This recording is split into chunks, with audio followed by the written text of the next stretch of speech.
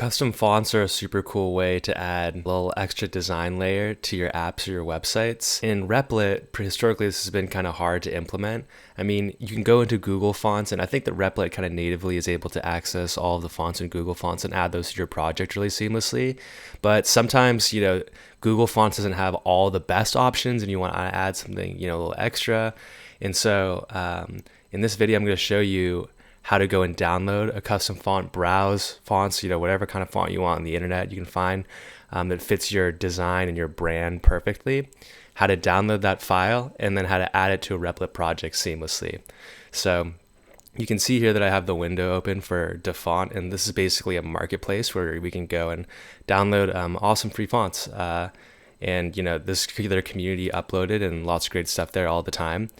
And so, I kind of like this Star Wars font here, the Star Jedi font by Boba Fonts. And so what we're going to do is we're going to create a Star Wars themed app, and then we're going to set the headings to this custom font. Now, I haven't downloaded the font or anything, but the first thing is to go into Replit and to start building out our app. So this one, just for fun, we'll make it, build me an app that ranks or allows users to vote on and rank Star Wars movies and puts them into a live leaderboard.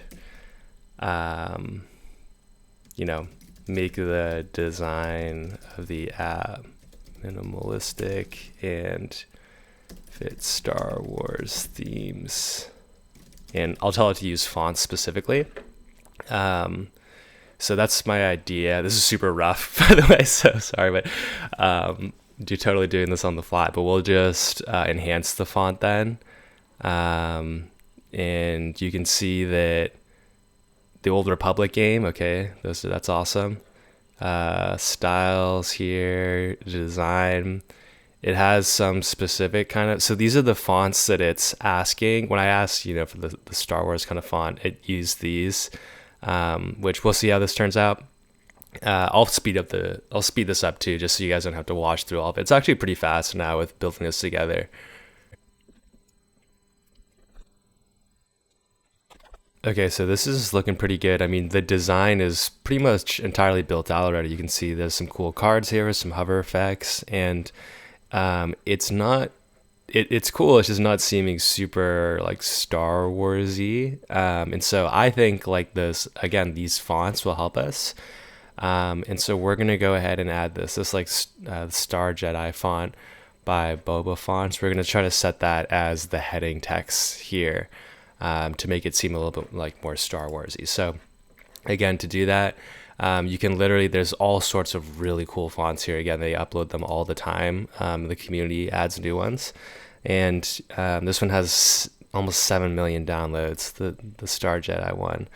So you're basically going to download that, and it's going to be a zip file, and you're going to unzip it and then add the contents of the zip file to the Replit project. So I might hide this just for privacy. And then I'm going to drag this into the chat window here with Replit Agent V2. And I'm just going to say, please use this custom font for all the H1s in the app.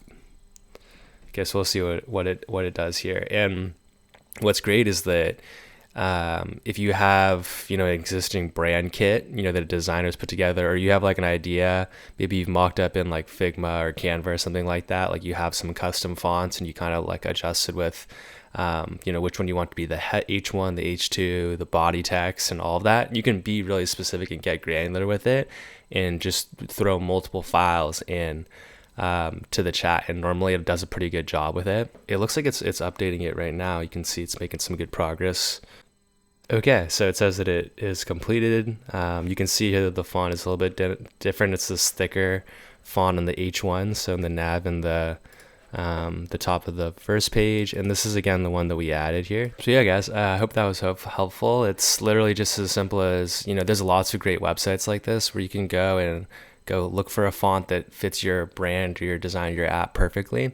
download the font or fonts, and then unzip the file that comes with it and upload the TTF or OTF file. Sometimes it's a .otf file, and just tell agent how you want to implement it into your site. And it's as simple as that. And then you can deploy.